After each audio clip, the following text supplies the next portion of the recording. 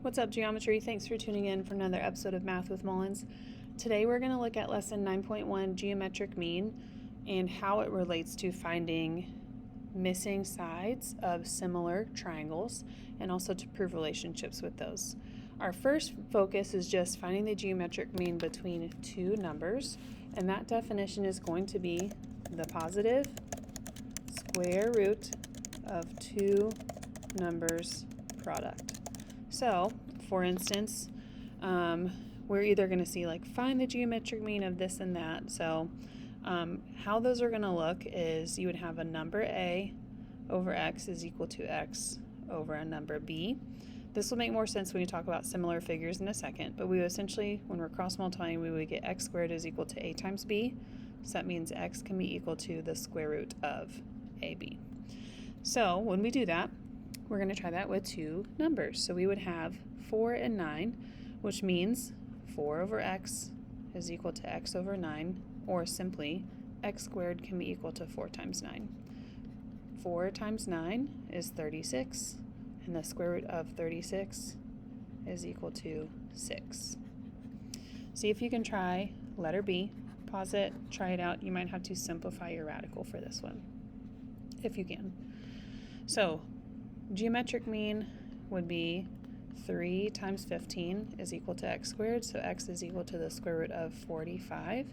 And if you think about all the numbers that can go into 45, we have 1, 3, 5, 9. So you could do the square root of 9 times the square root of 5, so that'd be 3 square root 5 if you're continuing on from our understanding of rationalizing the radicand, but if you wanted to just give the decimal equivalent, that's going to be about 6.71. Okay. Next up, we're going to talk about some theorems. So we're going to talk about first about the altitude. So if the altitude is drawn to the hypotenuse of a right triangle, then the two triangles formed are similar to the original triangle and to each other. So we're going to see that in example 2. Write a similarity statement identifying the three similar right triangles of the figure. So here I'm going to just write down kind of like what we think through. So we think either left, right of your right angle, or consider short leg and long leg of the triangle. So I like to think about left, center, and then right of that right angle. And I'm going to explain how that means in a second, okay? So say, for instance, I took the triangle QTS, okay? If I redrew this, this is Q, this is T, and this is S. Here's my right angle. This is long leg, short leg, and then hypotenuse.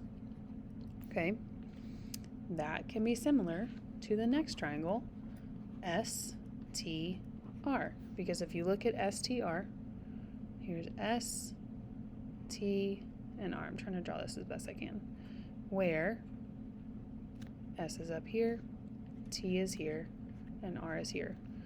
Notice that SR is the hypotenuse, TR is the short leg, and ST is the long leg. So if we look at QT, long leg, ST matches the long leg. TS is the short leg, TR is the short leg, and the hypotenuse QS is the hypotenuse SR. That final triangle we see can be triangle. I'm going to draw this upside down. Q is here, S is here, R is here. Okay, again, short leg, long leg, hypotenuse. Okay, so that would be, if I did QT, and Q2 is my long leg, then this one would start out as Q, S, and then R, because I go long leg to short leg. Okay, So we're going to use that same mechanism on the next part.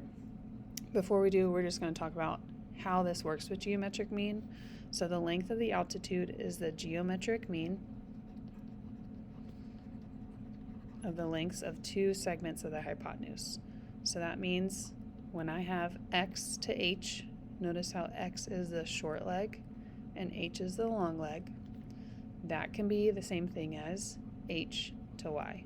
H being the short leg, y being the long leg, okay? The leg theorem states I can also find the geometric mean of the lengths of the hypotenuse and the segment of the hypotenuse that is adjacent to the leg. So, in this case, I talked about the hypotenuse, C to B. Notice that C is the hypotenuse and B is the short leg. Then I would do that same thing here, hypotenuse to short leg. The hypotenuse that I'm given is B, and the short leg that I'm given is X, okay? Now, sometimes this is really hard to see because you have these triangles drawn on top of one another and you have three separate triangles. So what I like to do is I like to take triangles and draw them separately to find out what they're equal to, okay? So that looks like this. I'm going to start with my smallest one. My smallest triangle I'm going to get has short leg 8, long leg Z, and then hypotenuse X, okay? And then if we needed the letters there, this would be A, D, and B, okay? Then I've got a medium triangle. Again, trying to draw as best I can. I have short leg Z, long leg 25, hypotenuse Y. Again, I've got D in the corner, B up top, and then C down here in between Y. And then I have the largest triangle, okay? And that one is going to be just as it is. A up top, B down in the corner, C to the right. I have X, short leg, Y is the longer leg, and then 8 plus 25 gives me 33 for that hypotenuse, okay? This makes it easier to solve for letters, in my opinion. So, first off, I would focus on maybe my x's. 8 over x can be equal to x over 33. So that is my comparing my small to my large triangle, okay? That is going to give me x squared is equal to 8 times 33. So 8 times 33 is 264. So I'm finding the square root of 264. Breaking that down, I can do 4 is a perfect square, so 4 times 66, that's 2 square root 66, or about 16.2, rounded. Okay. Then, if you wanted to, you could start using that x or start anew. So I'm going to do my y now. So I have y over 25 is equal to 33 over y, comparing my medium triangle to my large triangle. So that's y squared is equal to 25 times 33. I'm getting 825.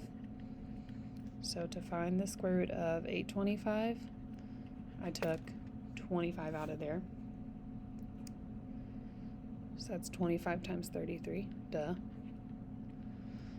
And that gives me 5 square root 33 for equaling y, or rounded, I got 28.7. Okay, oops. And then z is our last one.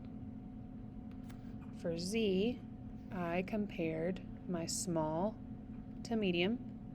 So I did z over 8 is equal to 25 over z.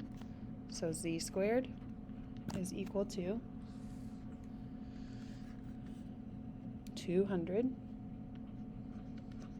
So z can be equal to the square root of 200. So to simplify that, I could say the square root of 100 times 2, so 10 square root 2, or about 14.1.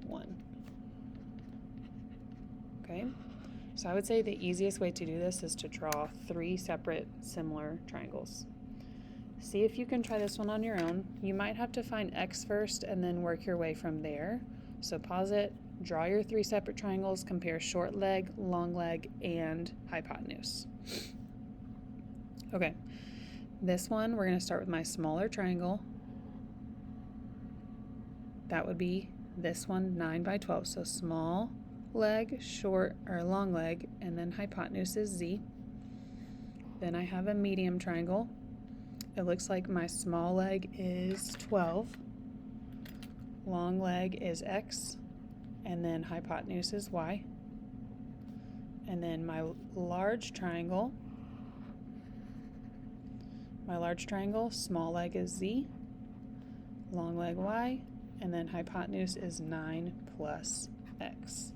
Okay, so let's see if we can find maybe x first. For this one, I looked at,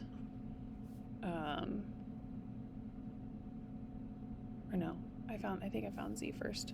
So I did 9 over z, and then I compared that to my large triangle. 9 to z is the same thing as z over, oh, can't find that one either. So let's see what happens maybe if I try to solve for x first.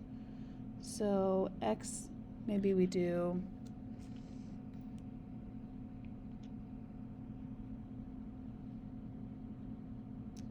9 over 12 and 12 over x. So let's do small to medium. Yep.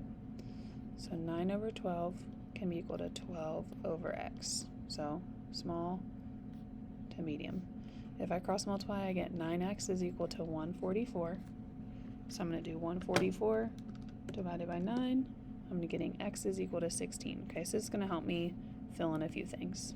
If x is equal to 16, I'm going to go and plug that in here. And I'm also going to figure out 9 plus 16 is 25. So this entire length is now 25. Okay. Using that, maybe we can solve for y. Let's do medium to large triangle. So y over 16 is equal to 25 over y. So that is y squared. 25 times 16 is 400. So my square root of 400 is 20. So y is equal to 20. And again, if you want to start filling in as you go here, that might help you. So then now, to find z, I can do maybe 9 over z. So I'm doing small triangle to medium triangle. 12 over 20. Since y is equal to 20, so I get 12z is equal to 180. So z has to be equal to 180 divided by 12, 15. There we go. So geometric mean can be used to find missing sides, but I prefer to see them as 3 separate similar triangles because that gives me more of a understanding of what goes with where. Hopefully this gives you some good ideas about how to use geometric mean or how to use similar triangle proportions. And thanks for tuning in, and we'll catch you next time. Have a great day.